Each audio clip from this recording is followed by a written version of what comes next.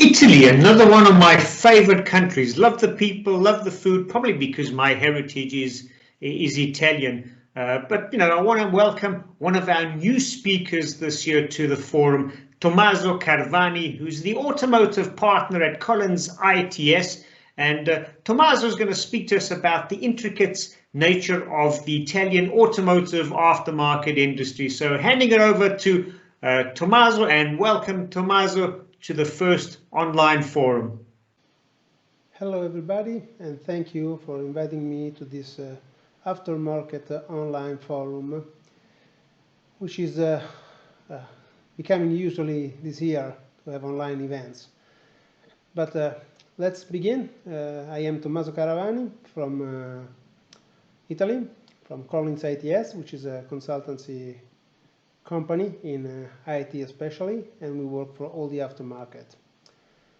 Now, they asked me to try to catch the differences between the 2008 crisis and the 2020 crisis, asking if it's the same type of crisis or something different, which is such a hard question because nobody has a crystal ball.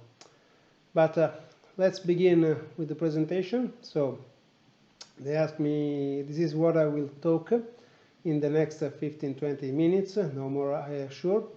The differences between 2008 and 2020, so we will try to underline which are the differences. The new trend in spare parts distribution, and this is a very important thing because this is connected with the pandemic worldwide, but also there are many trends which are disconnected and they are growing autonomously every year, such a great deal.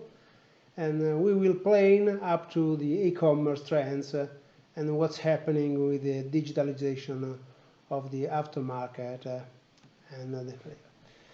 Now, let's see. I will start with the car park. This is the car park in Italy. Roughly 46 million of cars are driving around Italy. But if we look a little bit closer to the car park, we see that this one is still, you see, old. We still have a lot of diesel engine, a lot of gasoline engine, but still we have a low hybrid and we have remain parts of methane and LPG cars. Electrical and hybrid diesel is roughly known, nothing zero in Italy. So, what's happening in 2020? As we can see, the mobility has been highly affected by the COVID. During the lockdown, Italy has been the first country to start a lockdown. The circulation drops up 83%, and during all the year except for summer it has been very low. So a lot of kilometer has been lost during the 2020.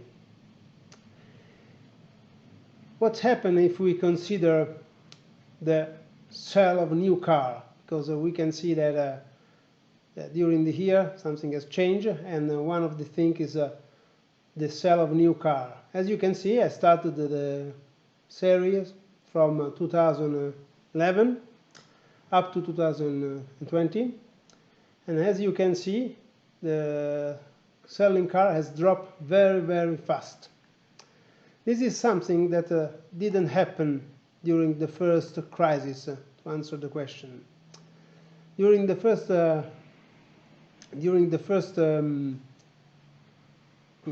crisis, the sale has been high for all 2008, 9, 10, still 11, and they start to drop in 2012, 13 and 14. Despite, with this crisis, the sales are already drops during the 2020. So, what does it mean? It means that if you look at the data from 2008 and 2020 of a circulating car, of the Italian car park, you can see that from 2008 up to 2011, the car park was growing, and it fell from 2012 up to 2015, so 3 or 4 years later than the crisis. I don't know if this year it will happen again as the same, but we have to cross many data to have a sort of answer to this question. For example, one of I think is the more important is the unemployment rate, because if you consider the previous slide, you saw that after 2008 nothing has changed very much, but it started to change in 2011. In Italy, in 2011, the unemployment rate was still low, and it started to grow exactly at the end of 2011 and until 2015. So, as you can see, if you look all the trends, you see that the crisis has affected the market after 3-4 years. This year, despite this year, that it started to drop. So, what are we learning from this? What are the conclusions of this part? We see that we have less kilometers. That means that there will be less EAM parts. And this is true, but not a real one, because the spare parts market dropped 6% in Italy in 2020. Now, let's stop on this. It's true, spare parts market drops 6% in 2020, but it's not all the same. So if you consider batteries, they grow very much in 2020. If you consider something that is general, I mean maintenance spare parts such as brake disc, brake pads, filters, their sale doesn't go so well. So they lost more than 10 points, basic points on the market. Then, unemployed are still few thanks to the help of the government. That's true as well. But in April, as you see on the slide, the helps will end. And this will be a challenge for all the market, not only for the automotive. Because if there will be no more cash for people, there will be no maintenance, no reparation, except no maintenance, we may say better.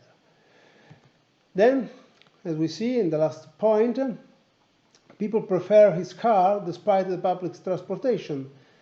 So, the stock car on Europe's roads is getting older and older.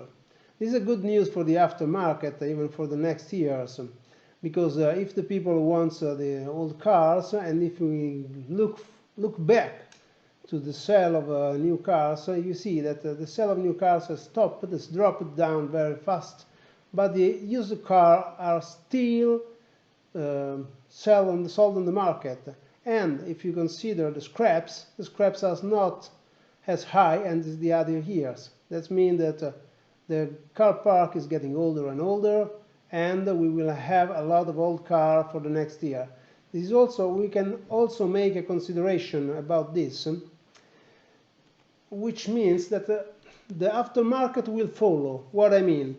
In the next year, I think that the aftermarket in Italy will grow very fast, will take back to the previous levels.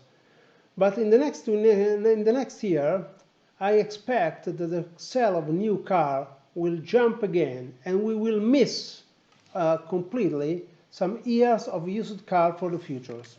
This has already happened in 2008, so we don't have used car we have we have very few used car from 2013, 2014, 2015, because the sales of new were dropped. So we didn't have the used car. Now, but if you consider what's changing, we can see that the car park is changing as well.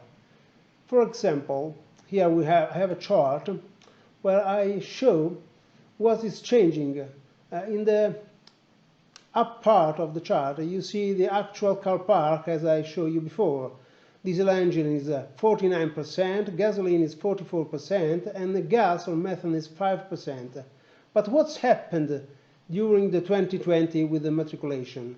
This is a chart, the below one, which shows the sales of new car from January to September, the last data I have got, and you see a completely change of the picture, because you see the most sold car has been gasoline cars, and then diesel is in the second place, and the hybrid is in the third place, and it also has a double-digit percentage on the market of the sold cars.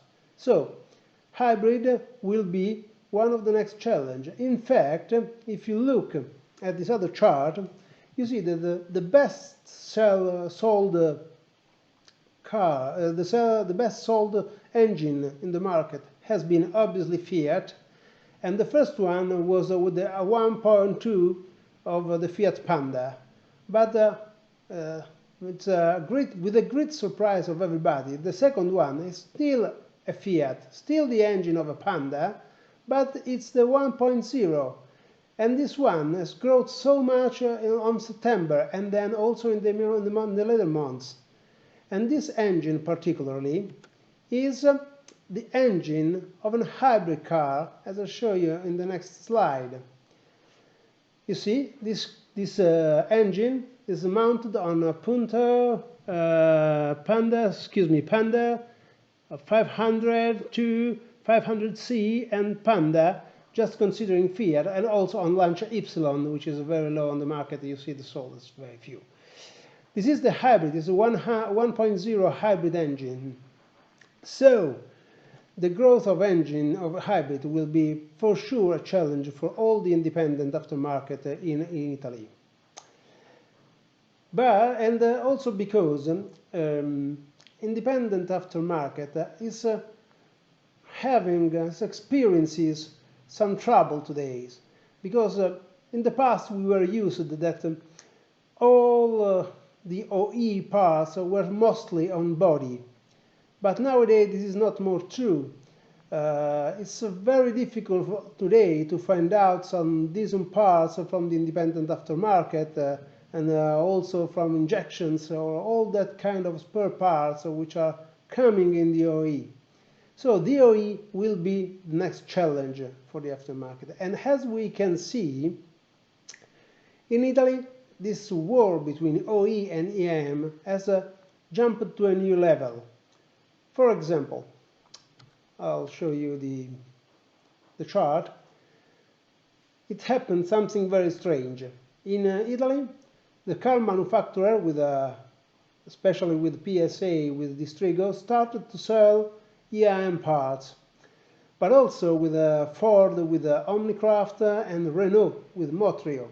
They all sell aftermarket parts to the market, and those parts are sold to the network, but also to independents. So what does it mean? That the car manufacturers are looking to new channels to sell.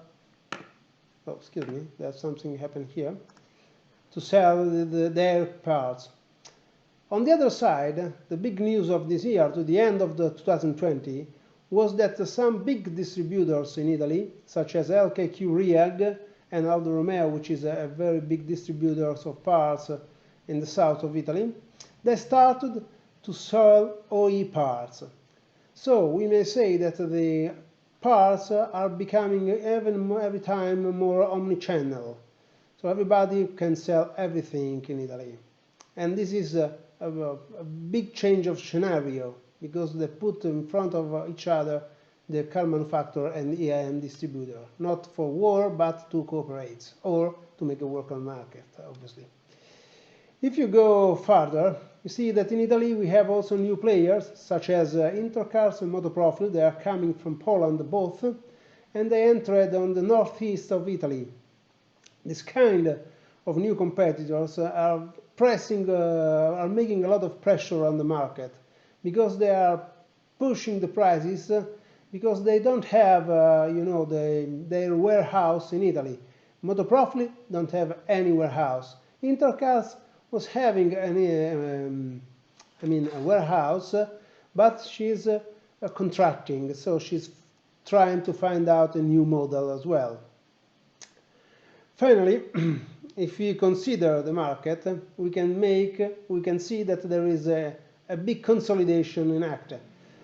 So distributors are growing through the acquisition and the opening of new branches, and also retailers. This part needs to be explained just a little, because if you consider the Italian market, we have quite a different structure despite Europe. In Italy, we have regional distributors that covers from north to south, or just areas, and then we have retailers. Those are two different companies. So on one side we have the distributors, on the other we have the retailers. In some cases, some distributors are buying retailers, but more often distributors buy other distributors, and retailers are getting together through acquisition or buying groups. So the thing is that all the market is growing so fast. Just to resume what we've said until now. So we have yes, the hybrid is growing faster and faster than before, and mechanics will need more support from distribution. People prefer cars despite public transportation. We already sold it. The stock cars on Europe roads is getting older and older, and EIM and OE distribution are merging together. And so I would like to try to say this. Well, nobody knows if this will be an omni-channeling distributed strategy or an only challenging strategy, but we will see, and the next generation will see, hopefully. Then we have a strong pressure on the prices due to all this factor, and everybody is looking for saving. So let's talk about saving and what is changing also in Italy as well. And I will talk about e-commerce. E-commerce is something, such huge argument that I have to reassume in a few words. But just to be fast and clear, in Italy the B2C e-commerce is not working. It's worse than worse. Everybody is losing money in Italy, because in Italy we have the retailers, and the retailers give to the mechanics a sort of, I can say, fiscal advantage. As everybody can ask, I hope everybody can understand what does it mean. This because in Italy the retailers can print a receipt like they are on a shop. So e-commerce are growing, but I think they will not grow more, because in the next year we will see that it will be every time more difficult for a private user to change parts, except for wipers or others, very simply spare parts. But for the others it will all be a B2B business. That's why I will talk to B2B. But B2B has got a lot of problems for the aftermarket, especially now, because we saw that the distributors and the dealers are going on the same market, so OE and aftermarket, and all the B2B e-commerce have just the aftermarket. So what are the challenges for this sector? There are no or few OE database integrated with the EIM, and this is something that the market has to go through. There are a lot of errors in cross-references between OE and EIM, and that's why there are a lot of back orders from mechanics. Finally, but it's not the end, it's one of the top reasons. There are few data analysis, so nobody can understand and estimate what are the missing cells from their e-commerce.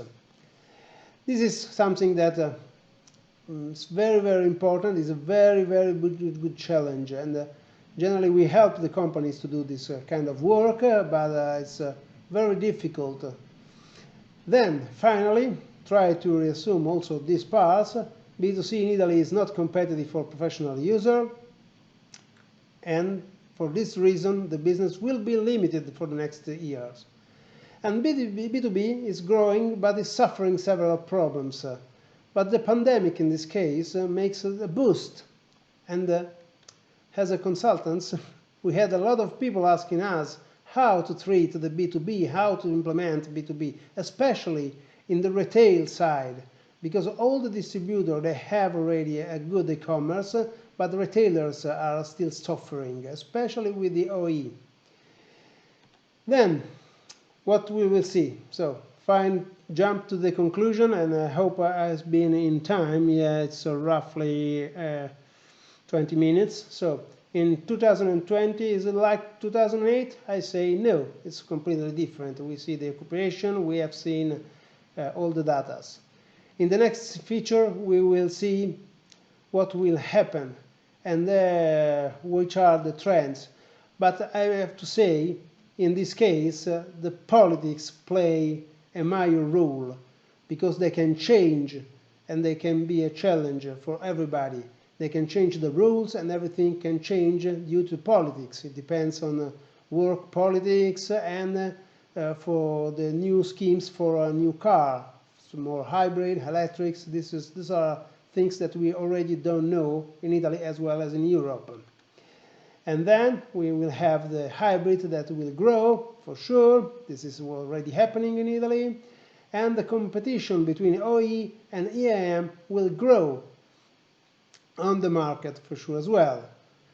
Finally, the digital revolution will be on the B2B services, not on the B2C. So we will expect to have more services in B2B, such as work time, datas, and everything that can be just a service for the mechanics, not only to sell parts, because the mechanic will choose the platform who gives all the service in one, quite for sure. Okay then, I hope that my presentation was good enough. I hope to give you something to reflect on. And thank you everybody and goodbye.